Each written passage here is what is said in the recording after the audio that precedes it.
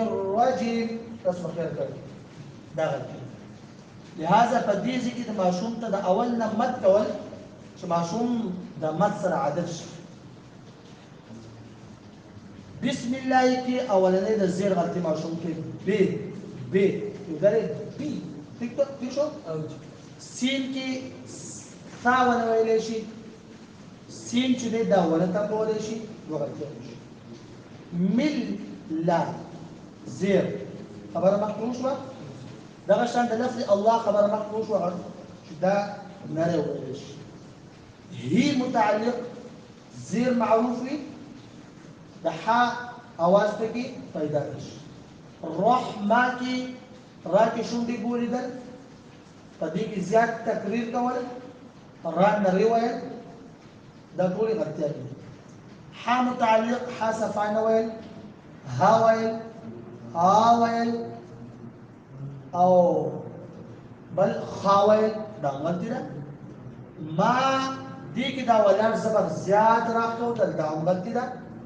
نیر رجیم کې دغه غلطیاں کم چې په هر الرحمن کې دا دلته کې دي شي حیم کې د ها متعلق چې کومې غلطیاں په الرحمن کې موي دا دلته کې دي شي او دې مد کې چې کوم ما تاسو دلته ذکر وکړو چې دا براکاو ماشوم ته نو دلته هم دا راکوي دا شوي د موږ سره غلطیاں اوس به موږ کوشش کوو دې کې به موږ دوه طریقې وایو څو طریقې یو عامه طریقه خو دا ده چې دا په 4 ساعه او دا په 3 ساعه لیکن دغه طریقه ډېره مفیده ده خیر خو ډېره زیاته مفیده نه ده صحیح ده دي نو ډېره زیاته مفیده طریقه د ابتدایي ماشوم لپاره هغه څه ده هغه دا ده ګوره دا به موږ تر هغه وخته پورې ماشوم ته ووایو چې هغه د مرۍ په اخر کې د حمزه تور وکړي تر هغه وخته پورې وایو چې دا ماشوم په مرۍ کې د حمزه بالکل جفت شي ٹھیک شو دي د دې ټکي نه بازار نه چې په دې د موږ ګنټه لګي کډول لګي با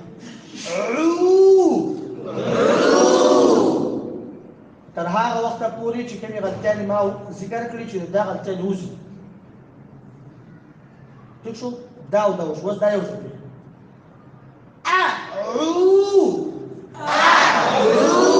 دا موږ ګنټه لګي کورز دې کې کډول دا زموږ مستقل سبق دی دا بنوش دا مکمل ټکی خو ماشوم ونه وي نه دا هم لو شی خو چې صحیح ویل شي یو خبر بیا ساتو تاسو کومه ته وګورئ چې زور هم کومه تکلف سره د دې ما په دا تاسو